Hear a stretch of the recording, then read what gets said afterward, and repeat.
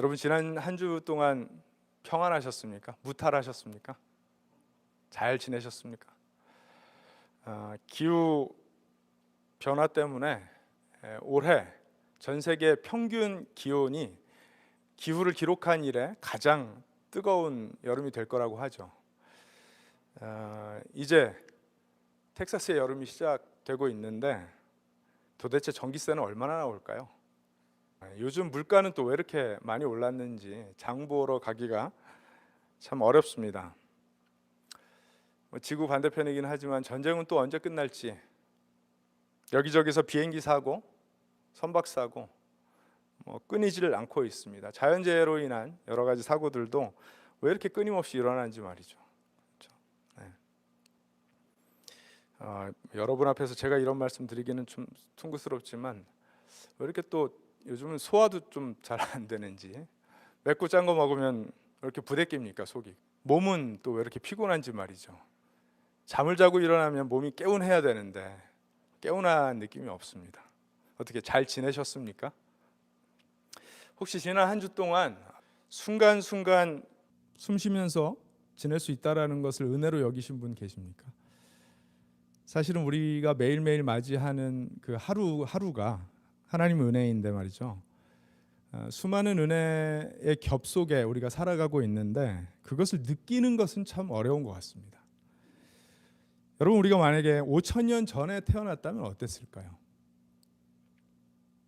그때는 의료기술이라는 것은 거의 존재하지 않아서 작은 질병도 아마 치명적이었을 것입니다.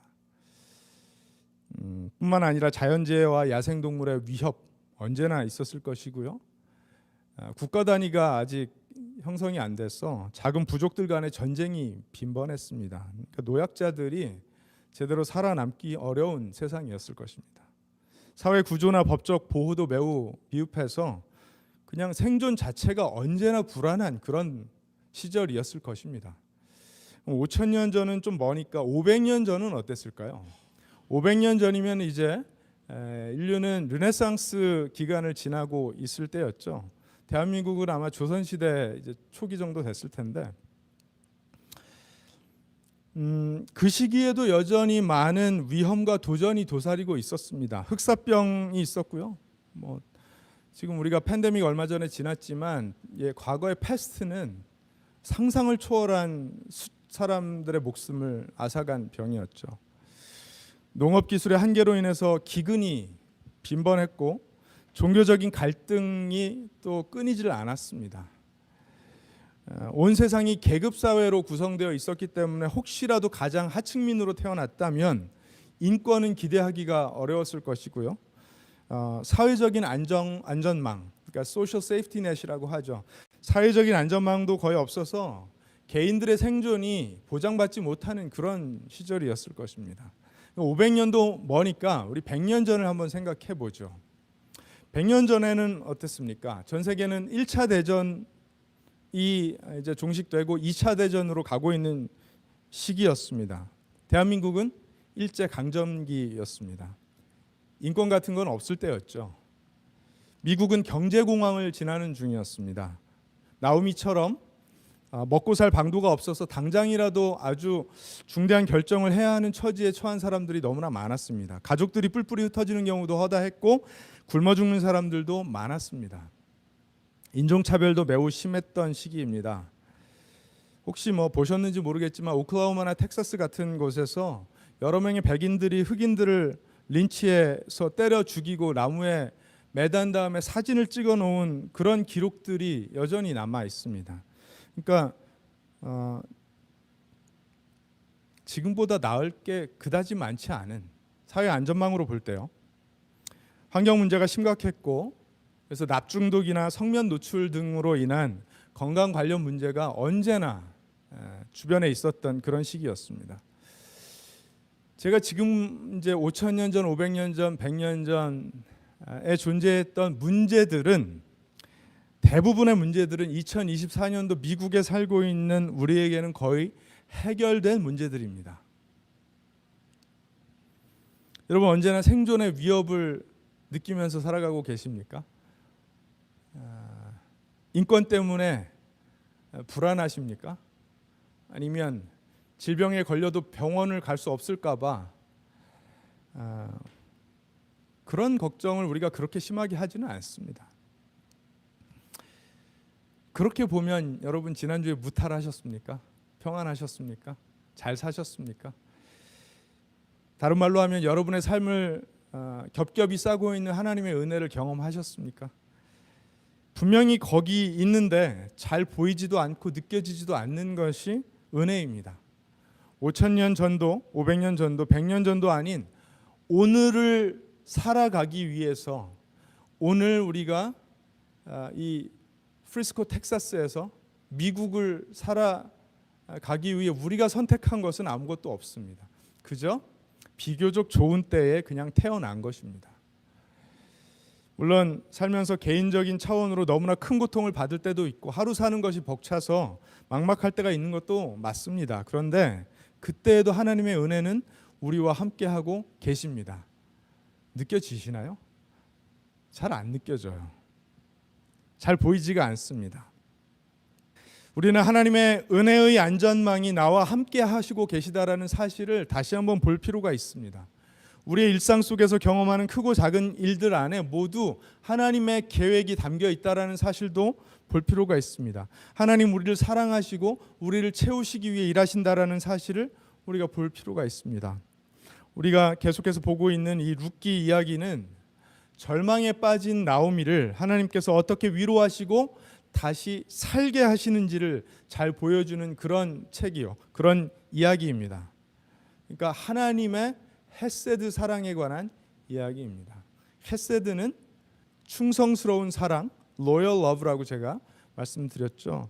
그 하나님의 충성스러운 사랑이 룻을 통해 나오미에게 전달되고 있는 그런 이야기예요. 한 사람이 극심한 고난과 역경 때문에 너무나 큰 시르이에 빠져 있을 때 도대체 하나님께서 베푸시는 은혜가 이 사람을 얼마나 어디까지 살려낼 수 있는지를 보여주시는 은혜의 이야기입니다. 오늘 우리가 함께 읽은 그 룻기 2장 1절에서 7절 말씀을 통해서도 하나님은 그러한 은혜를 보여주세요. 과연 이 하나님의 은혜가 나오미의 삶뿐 아니라 우리의 삶 속에서도 작동하고 있는지 우리 함께 살펴볼 거고요. 이 말씀을 통해 우리가 직면한 어려움 속에서도 하나님의 손길을 더욱 신뢰하고 그 은혜를 우리가 더욱 깊이 깨닫게 되기를 소망하는 마음으로 저는 말씀을 나누려고 합니다. 지난 2주에 걸쳐서 본 것처럼 룻의 시어머니 나오미는 남편과 2 아들을 잃고 큰 슬픔에 빠져 있었습니다. 그녀가 이제 모압 땅에서 베들레헴으로 돌아가기로 결심합니다. 고향인 베들레헴에 풍년이 들었다라는 소식을 들었기 때문인데요. 거기서 나오미의 설득으로 오르바는 자기 친정으로 돌아갔고 룻은 끝까지 마지막까지 시어머니와 함께 하겠다라고 해서 나오미와 동행을 합니다. 결국 그들은 베들레헴으로 돌아왔는데 그 과정에서 시어머니를 향한 룻의 헤세드, 룻의 사랑이 얼마나 아름다운 것이었는지 우리가 함께 봤어요. 이제 고향에 돌아온 나오미는 자신을 더 이상 나오미라고 부르지 말고 그 이름은 어울리지 않으니 마라라고 불러달라 말합니다. 자신이 얼마나 비통함에 처해 있었는지를 마을 사람 모두에게 그렇게 말했습니다. 오늘 본문 2장 1절은 새로운 인물을 소개합니다. 이제 보아스라는 사람을 소개하며 시작되는데요. 보아스는 엘리멜렉의 친족으로 재력이 있는 사람이었다라고 소개하고 있습니다. 반갑지 않습니까? 나오미는 모압 땅에서 생존을 위협받아 고향인 베들레헴으로 먹을 것이라도 구할 수 있을까 해서 돌아온 것입니다. 그것도 모압 여인인 며느리 룻이 동행해 주지 않았다면 어떻게 됐을지 알 수 없습니다. 그들이 이제 베들레헴으로 돌아왔는데 성경은 그 지역에 보아스라는 엘리멜렉, 그러니까 나오미의 남편의 친족 간의 사람이 있었고 그 사람은 재력이 있었다라고 소개하고 있습니다. 이제 이 보아스라는 인물이 나오미가 회복되는 과정에 어떤 역할을 하게 될지 우리가 함께 보게 될 텐데요. 근데 저는 이 부분에서 한 가지를 좀 짚고 넘어가야 된다라고 생각합니다. 나오미가 더 이상 모압에서 생존할 수가 없어서 고향 베들레헴으로 돌아왔습니다. 베들레헴에는 엘리멜렉 남편의 친족인 보아스가 재력가인 보아스가 있었습니다. 본문이 그걸 이야기합니다. 그렇다면 나오미는 보아스에 대해서 알고 있었을 텐데 이 두 가지 사실, 고향에 보아스라는 인물이 있었고 그는 친족간이었고 재력가였고, 그리고 나오미와 룻이 생존을 위하여 고향으로 돌아왔다는 이 두 가지 사실을 우리가 알 때 여기에서 자연스럽게 이어져야 되는 이야기는 어떤 이야기일까요? 배가 고파서 고향으로 돌아왔습니다. 그런데 거기에 남편의 친족 보아스가 있었습니다. 그는 재력가입니다. 당연히 여기서 이어져야 되는 이야기는, 그래서 나오미가 보아스를 찾아가 도움을 청했더라라는 이야기가 자연스러운 이야기일 것 같아요. 그런데 2절 말씀을 보니까 어느 날 모압 여인 룻이 나오미에게 말하였다.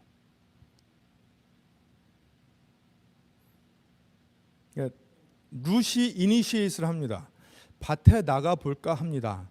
혹시 나에게 잘 대하여 주는 사람을 만나면 그를 따라다니면서 떨어진 이삭을 주울까 합니다. 나오미가 아닌 룻이 먼저 움직입니다. 아니 시어머니와 며느리가 있으니까 당연히 며느리가 먼저 움직여야 되는 거 아니냐고 우리가 단순하게 생각해 볼 수도 있습니다. 우리는 예의 법도가 중요하니까요. 그렇죠? 시어머니가 계신데 며느리가 당연히 움직여야 되는 거 아닌가 생각할 수도 있는데, 그런데 룻은 유대인이 아니라 모압 여인이었습니다. 오늘 말씀 6절에도 보니까 그 사실을 다시 한번 강조하고 있죠. 1장에도 수탈에 룻이 모압 여인이라는 것을 강조했었습니다. 룻은 이방인이었어요. 이방인인 룻은 우리가 지난주 말씀에서도 봤지만 그 이야기에 등장한 등장인물들에게 거기 있었으나 없는 것 같은 대접을 받은 사람이었습니다. 이방인이기 때문에, 모압 여인이기 때문에 유대인들에게 이렇다 할 인간 대접을 잘 못 받았습니다.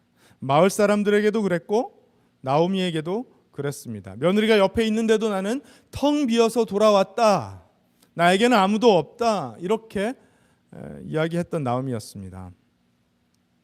여러분, 이 상황을 우리가 어떤 관점으로 보아도, 아니 당장 생존이 위협받는다면, 굶어 죽게 생겼다면 당연히 베들레헴 출신인 그리고 보아스를 알고 있었던 나오미가 움직이는 것이 맞습니다. 그런데 룻이 움직입니다. 더욱이 룻은 보아스의 존재에 대해서도 모르고 있었습니다. 만약에 나오미가 친절하게 얘야, 이 동네에 보아스라는 재력가가 우리 친족으로 살고 있는데 그를 찾아가면 우리가 도움을 받을 수 있을 거야, 이렇게 말해줬다면 룻이 그를 찾아갔겠죠. 그런데 룻은 보아스의 존재에 대해서도 모르고 있었어요. 이방 여인인 룻이 남편도 없이 그저 시어머니를 먹여 살리기 위해 자신에게는 철저하게 낯선 땅에서 이제 밖으로 나아가 어떻게든 도움을 얻어보려고 하는 것입니다. 답답한 상황입니다. 우리는 여기서 두 가지를 생각해 볼 수 있는데요. 나오미가 이제 고통 중에 있었다라는 건 우리가 말씀을 통해서 알고 있지만, 그녀가 어느 정도로 시르에 빠져 있었는지를 우리가 생각해 볼 수 있습니다. 그야말로 비터니스로 가득 찬 상태였어요. 인생이 그냥 쓴맛이었습니다. 생존이 어려운데도 그 어려움을 해결하고자 하는 의지를 끌어낼 무언가가 없는 상태였습니다. 여러분, 근데 그럴 때가 있죠. 살다가 너무 큰 어려움을 당하면 그냥 삶의 의지 자체가 사라져 버리는, 그래서 자리에서 일어나고 싶지도 않고 문을 열고 밖으로 나가고 싶지도 않은 그런 상태가 왜 없습니까? 있습니다. 머리로는 아는데 몸이 움직여지지 않는 때가 있습니다. 여전히 슬픔과 분노와 원망과 절망의 감정이 뒤섞여서 스스로는 아무것도 하고 싶지 않은, 그리고 할 수도 없는 그런 때가 있습니다. 답답한 상황인데 어쩌면 나오미가 그런 상태였던 것 같아요. 반면에 룻은 어떻습니까? 룻도 남편을 잃었습니다. 모압 여인인 룻이 시어머니를 사랑해서 헷세드로 사랑해서 그녀를 따라 이방 땅에 왔습니다. 아무도 모릅니다. 아는 사람 없고 도움을 청할 데도 없습니다. 그러나 룻의 의지는 강합니다. 왜 강했을까요? 그것은 룻이 시어머니 나오미를 향해 가지고 있었던 의리가 강했기 때문입니다. 헷세드가 강했다고 해야 정확하겠죠. 시어머니를 향한 그 헷세드로 먼 길을 다녀 이제 이방인 베들레헴에 도착했습니다. 룻이 분명히 시어머니 이리저리 모시고 다녔을 것입니다. 베들레헴에 도착해서는 시어머니에게 투명인간 취급을 당했습니다. 그런데도 변하지 않습니다. 이방인으로서 누군가에게 반드시 의지해야만, 누군가의 은혜에만 의해서 생존이 이어질 수 있었는데 그것은 결코 쉽고 가벼운 일은 아니었죠. 밖에 나가서 국어를 하겠다라는 것은 결코 쉽고 가벼운 결정이 아니었을 것입니다. 만약에 이들의 이런 모습을 지켜보고 있었던 마을 사람 하나가 나오미가 이제는 좀 기운을 차리고 일어나서 자기를 섬기겠다고 따라온 이 며느리 생각해서라도 마음을 다져먹고 밖으로 나가봐야 되는 거 아니야? 라는 생각이 충분히 들만한 상황이죠. 그런데도 룻은 나오미에게 아무 말 하지 않습니다. 그녀의 헷세드가 흔들리지 않습니다. 룻이 먼저 먹을 것을 구해보겠다라고 나섭니다. 나오미는 그저 그렇게 해라, 짧은 대답을 할 뿐이었습니다. 여러분 참 답답하지 않습니까? 그래, 남편을 잃고 두 아들을 잃어버리고 이민 가서 쫄딱 망해 돌아온 처지가 안타깝고 답답하기도 하겠지만 언제까지 그러고 있을 건데? 라는 생각이 들 수도 있습니다. 제3자는 그렇게 말해 주고 싶은 상황인데 룻은 시어머니 나오미에게 아무 말 하지 않고 그저 섬기기 시작합니다. 제가 이 이야기를 저희 아들들에게 해줬더니 막 화를 내더라고요. 나오미 어떻게 그럴 수 있냐고. 그런데 여러분, 이 하나님의 헷세드 사랑이 룻을 통해 나타났는데 이 사랑은 어떤 사랑일까요? 이 사랑이 상징하는 건 어떤 사랑일까요? 하나님께서 저와 여러분들을 향해 가지고 계신 사랑인 줄로 믿으시기 바라요. 그 사랑은 어떻게 나타났습니까? 아무 이유, 아무 조건 따지지 않으시고 우리를 위하여 십자가에서 죽어주신 하나님의 아들 예수 그리스도를 통해 우리에게 나타난 줄로 믿으시기 바랍니다. 우리를 구원하시기 위해서 주님은 우리에게 아무 조건을 다신 적이 없습니다. 너 언제까지 그렇게 이기적일 거야? 언제까지 그렇게 무지하게 살 거야? 언제까지 그렇게 편협한 시선으로 세상을 바라볼 거야? 언제까지 그렇게 가식을 떨 거야? 이런 말씀으로 우리를 다그치시지 않으셨습니다. 그저 묵묵히 우리를 사랑하셔서 십자가에서 우리를 위하여 죽어주셨어요. 나오미를 향한 룻의 이런 헷세드 사랑은요, 하나님께서 우리를 향하여 가지고 계신 그리스도를 통해 보여주신 그 사랑을 상징하는 사랑이라는 점을 우리가 볼 수 있었으면 좋겠습니다. 그래서 그런 사랑을 가진 룻이 어떤 밭으로 나아가서 이삭을 줍기 시작합니다. 원래 이제 이스라엘의 율법으로는요, 가난한 자들 또는 외국인들이 누군가의 밭에 떨어진 이삭을 주워 먹을 수 있도록 허락하고 있었습니다. 이것은 사회적 약자를 보호하는 안전망이자 하나님께서 장치해 놓으신 시스템이었어요. 레위기 19장 9절 10절에 이런 말씀이 있습니다. 밭에서 난 곡식을 거두어 드릴 때에는 밭 구석구석까지 다 거두어 들여서는 안 된다. 거두어 드린 다음에 떨어진 이삭을 주어서도 안 된다. 그러니까 밭의 귀탱이 부분은요, 추수를 하면 안 되었어요. 그리고 혹시라도 떨어진 이삭이 있으면 그걸 주워가서도 안 되었어요. 포도를 딸 때에도 모조리 따서는 안 된다. 포도밭에 떨어진 포도도 주워서는 안 된다. 가난한 사람들과 나그네 신세인 외국 사람들이 줍게 그것들을 남겨 두어야 한다. 내가 주 너희의 하나님이다. 이 엄중한 말씀을 기록해 놓으시고 내가 주 너희의 하나님이다 말씀하셨습니다. 너희에게 허락한 그 작물들, 과일들 너희가 관리하고 있지만 그거 내 거야. 그러니까 내가 원하는 사람들에게 은혜가 흘러갈 수 있도록 그 귀퉁이들과 떨어진 것들은 남겨둬야 돼. 이런 말씀을 하신 것입니다. 하나님께서 이스라엘 사회의 사회 안전망으로 소셜 세이프티 넷으로 만들어 놓으신 장치였던 거예요. 그런데 이 당시가 사사시대였다라는 점을 룻기의 저자가 분명히 못 박아 두었었죠. 그렇죠? 첫 시간에 제가 뭐라고 말씀드렸습니까? 사사시대는 사람들이 자기들 보기 좋은 대로 행하던 때였더라. 이건 무엇을 의미합니까? 하나님께서 주신 율법 등한시하던 때였다라는 것입니다. 여기저기서 불법과 악행이 가득하던 시절이었습니다. 어느 정도로 타락했었는지 제가 2주 전에 한 일화를 말씀드렸죠. 끔찍한 일들이 벌어지고 있었던 때였습니다. 그러니까 룻처럼 젊은 이방 여인 하나가 이삭을 주우러 나왔다가 어떻게 돼도 하나도 이상할 것 없는 그런 때였던 것입니다. 또 율법을 따라서 사회 그 취약층과 외국에서 온 사람들이 이삭을 주워갈 수 있도록 배려를 했던 영주들, 밭의 주인들이 많지 않았을 때였을 것입니다. 그런데 우연히도 룻이 나아가서 이삭을 줍기 시작했던 이 밭은 룻과 같은 연약한 사람들, 이방인들이 이삭을 주워갈 수 있도록 배려했던 곳이었어요. 우연이겠죠?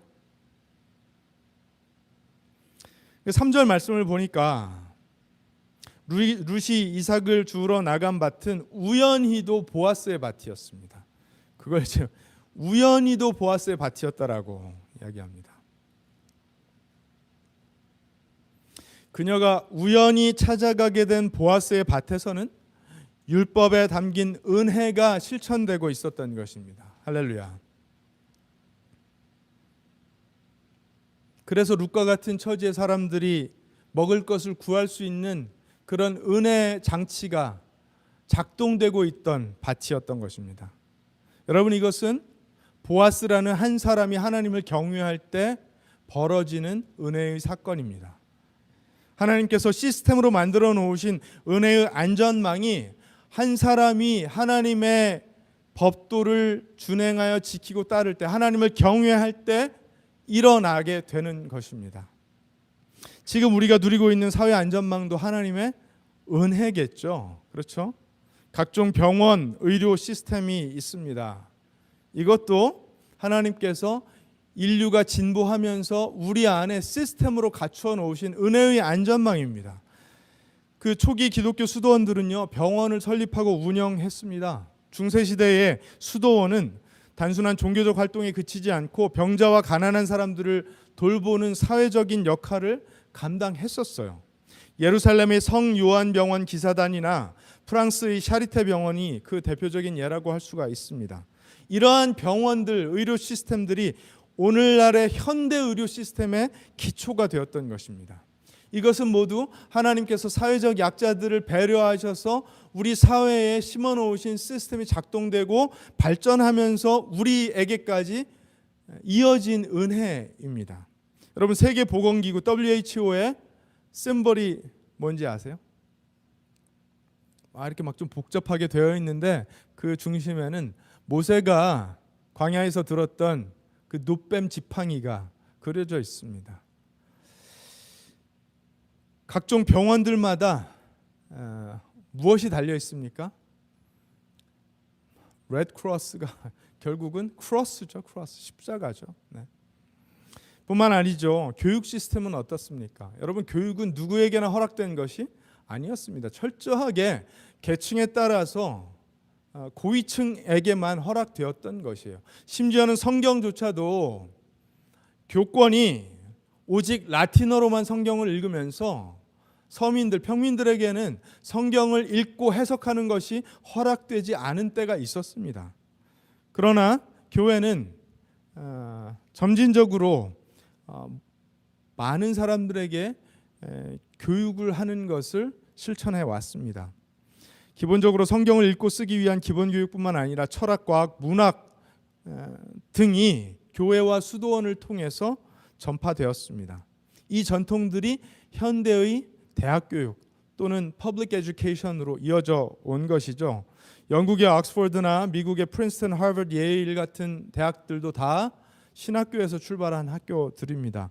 한국의 연세대, 이화여대도 마찬가지죠. 이런 많은 학교들, 600개가 넘는 한국의 학교들이 기독교 전통 위에 세워진 학교들입니다.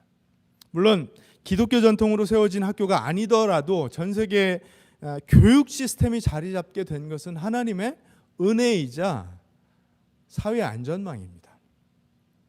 그 밖에도 가난한 자들을 위한 구빈원, 자선단체를 운영했던 교회들이 많이 있었습니다. 이것이 현대의 사회복지 시스템의 기초가 되었습니다. 교회는 빈곤층을 위한 식량 배급, 주거 지원, 의료 서비스들을 지원하면서 사회 안전망 역할을 해 주었습니다. 노동 권리와 노동 조건은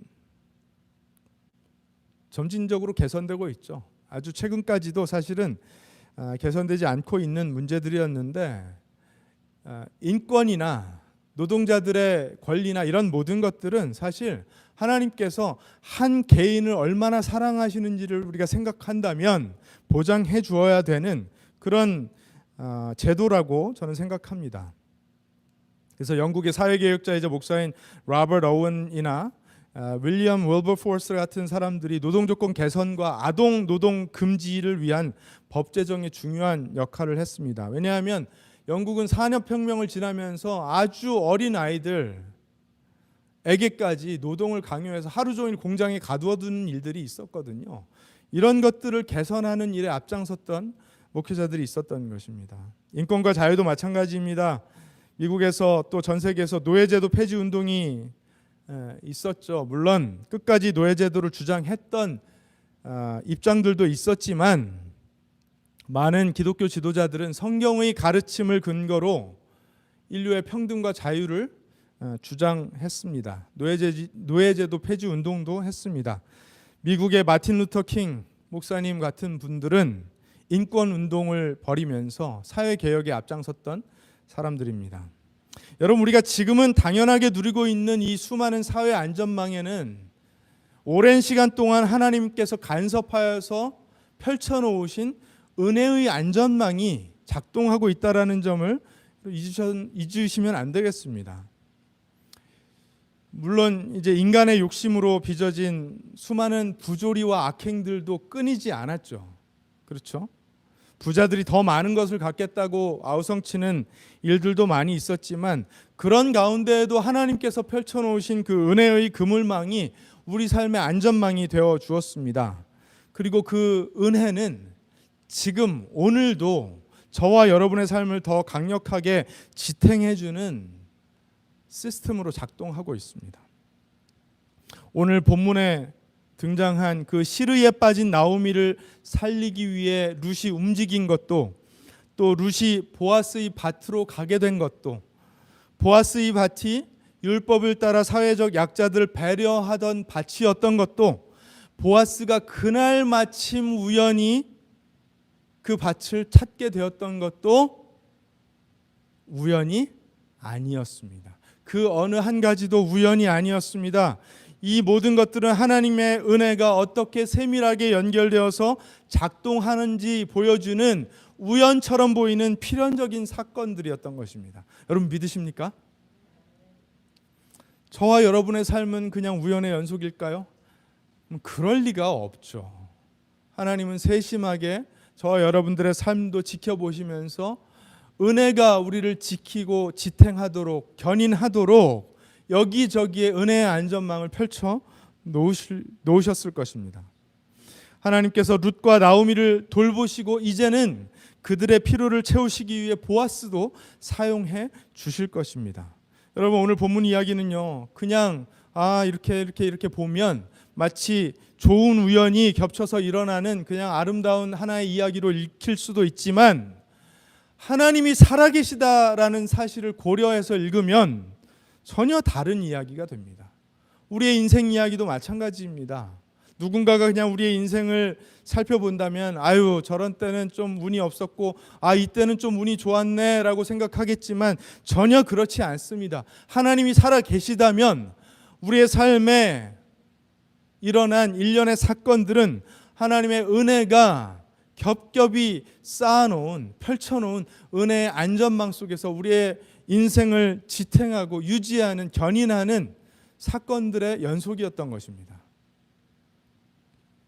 오늘 이 자리에 나와서 하나님을 예배할 수 있게 된 것도 하나님의 은혜입니다.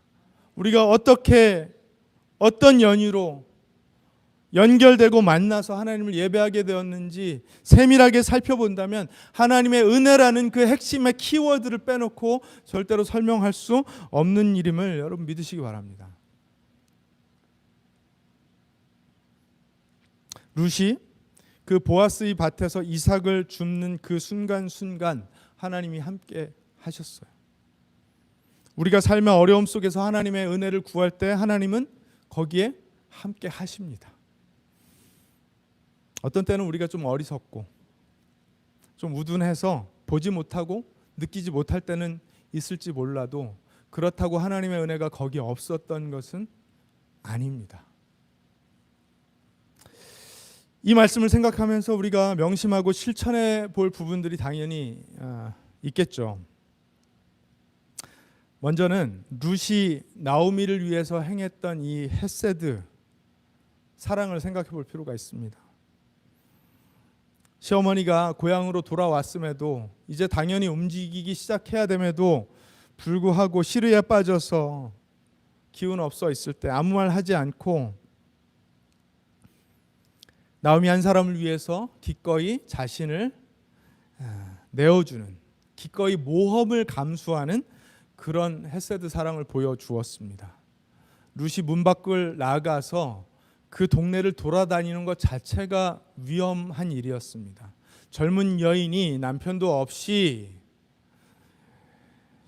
밭에서 추수하는 노동자들 틈에 섞여 들어가는 것 자체가 엄청난 위험이었습니다. 그런데 룻은 시어머니를 너무나 사랑해서 그 일을 하기로 결정했던 것입니다. 두 번째로는 일상 속에서 하나님의 은혜를 기억하는 것입니다.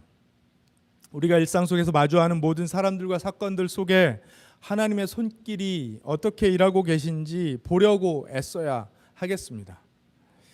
작은 친절과 배려, 예상치 못한 그 도움의 손길들이 모두 하나님의 은혜의 표현이라는 사실을 볼 수 있는 눈을 가져야 하겠습니다. 내가 누리고 있는 많은 것들이 거저되는 것이 없다라는 사실을 기억해야 하겠습니다.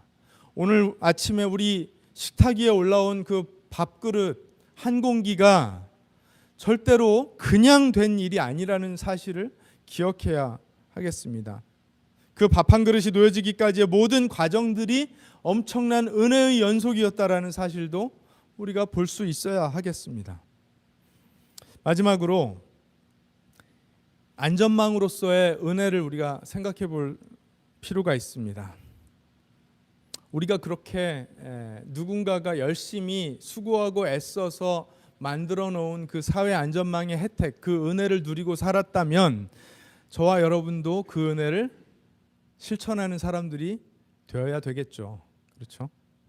보아스처럼 사회적 약자를 돌보고 그들을 돕는 일에 힘써야 하겠습니다.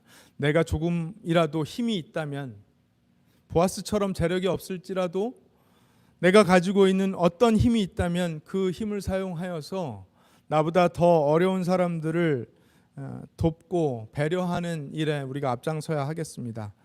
왜냐하면 우리의 작은 친절과 배려가 하나님의 은혜를 그 사람의 삶에 드러내는 아주 멋진 믿음의 사건이 될 것이기 때문에 그렇습니다. 하나님은 우리의 손을 통해 다른 사람의 삶에 은혜를 베푸십니다. 여러분 그렇게 믿으십니까? 우리의 이 보잘것없는 인생과 우리의 손을 통해서 많은 사람들에게 하나님의 은혜를 드러내십니다.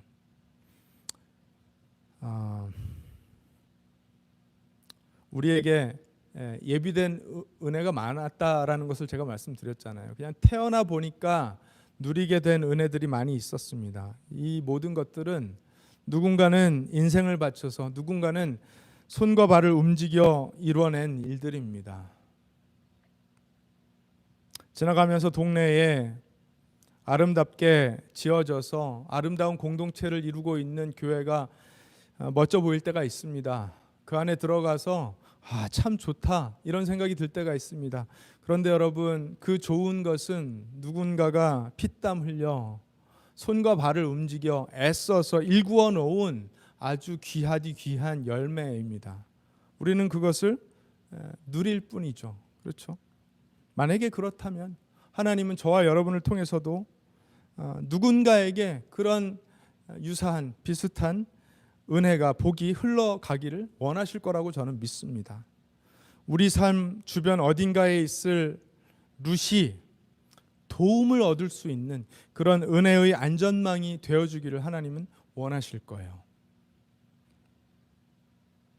밭에 귀퉁이는 추수하지 않아서, 땅에 떨어진 곡식들은 주워가지 않아서 누군가는 그것을 주워가 생존을 해결할 수 있는 은혜를 경험하기를, 그런 안전망이 되어주기를 하나님은 원하실 것입니다. 사랑하는 여러분, 오늘 우리가 룻기 2장 1절에서 7절 말씀을 통해 하나님의 은혜가 나오미의 삶에 어떻게 작동하였고 룻의 삶에 어떻게 작동하였는지를 살펴봤습니다. 우리의 삶에 어떤 은혜가 있어 왔는지, 또 하나님께서 오늘 현재 우리의 삶에 어떤 은혜로 일하시는지도 우리가 이야기를 나누었습니다. 이 모든 것은 하나님의 세심한 계획 안에 있었다라는 것도 보았습니다. 하나님의 은혜가 항상 우리의 삶에 함께하고 계시다라는 것을 보았습니다. 이제 한 주간을 살아내면서 하나님의 은혜를 더욱 깊이 살펴보고 깨닫고 느끼는 은혜가 여러분의 삶에 있으시기를 바랍니다. 하나님의 은혜가 저와 여러분의 삶에 충만히 작동하고 있습니다. 보지 못해서 못 볼 뿐이지 거기 없는 것은 아닙니다. 우리의 삶 속에서 그 은혜를 경험하고 감사하며 누군가에게는 은혜의 안전망이 되어주시는 그런 저와 여러분 되기를 우리 주 예수님의 이름으로 축복합니다. 기도하겠습니다.